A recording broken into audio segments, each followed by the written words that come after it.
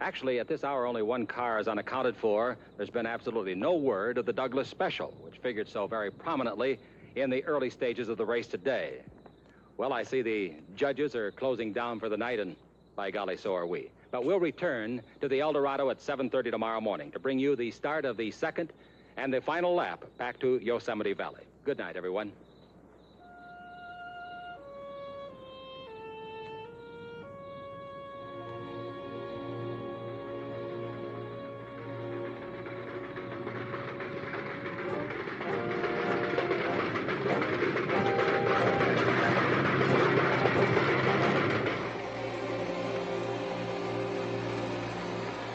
A little bird's nest soup never hurt anyone. Thank you. Oh, thanks. I hope this holds together. I'm putting welds on top of welds.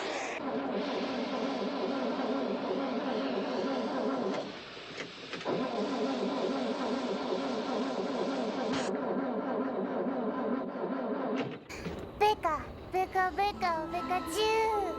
Mr. Wu, the wiring is mostly all burned off. The cylinder walls are scored. The carburetor's a mess. The body's sprung. This little car ripped itself to pieces trying to get us here. Gave us everything it's got. Now, maybe we could patch it back together. I don't know, but how can I send it back into that rat race tomorrow? It's got nothing left to give. Pika, pika, pika, pika, choo. It's your car. What do you say?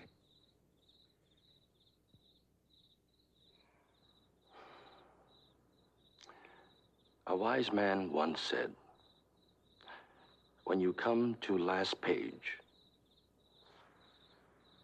close the book.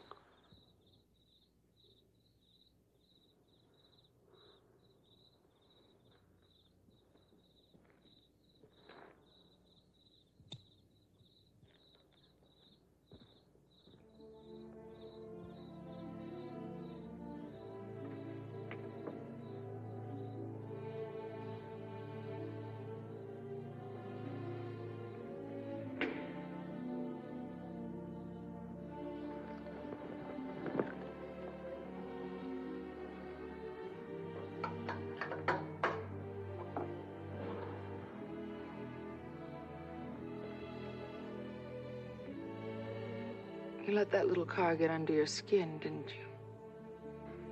I don't know.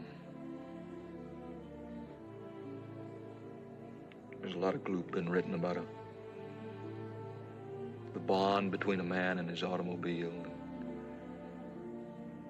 how he hates it sometimes, mostly how he loves it.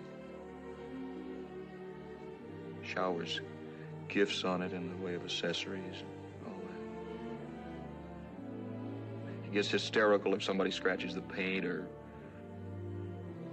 makes it lose face on the freeway. Maybe some of those feelings got into the machinery. I don't know. Tennessee thinks so. Don't you? There is something real about that little car. Something that doesn't even have a name.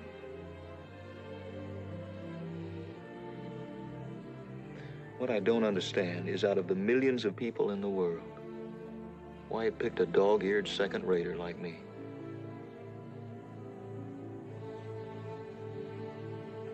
You stood up for it once. I guess it thought you were worth belonging to.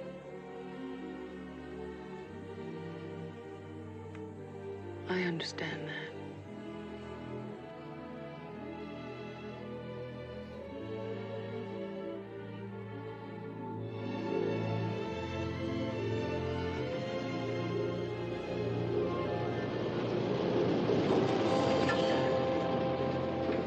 Douglas.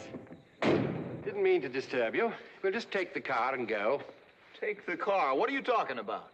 I understand that you are out of the race. What does that have to do with you? Speaking as the new owner of the car, I regard your question as impertinent. I'm going to hoist it up and drag it out. Hold it! Who said you were the new owner of the car?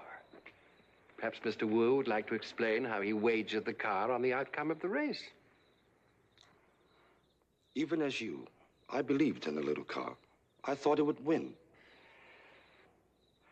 More honestly, I could not resist the odds. Thank you.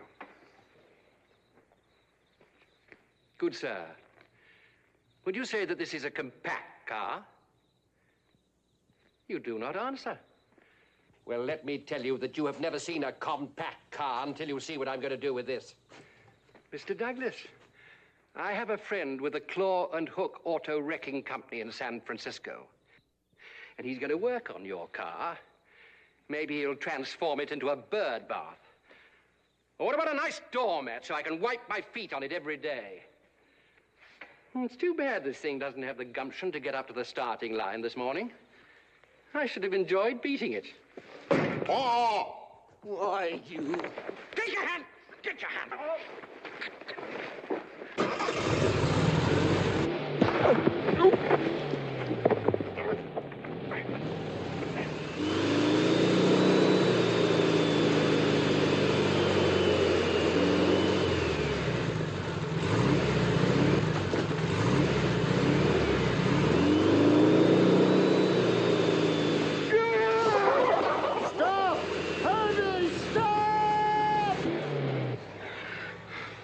Something?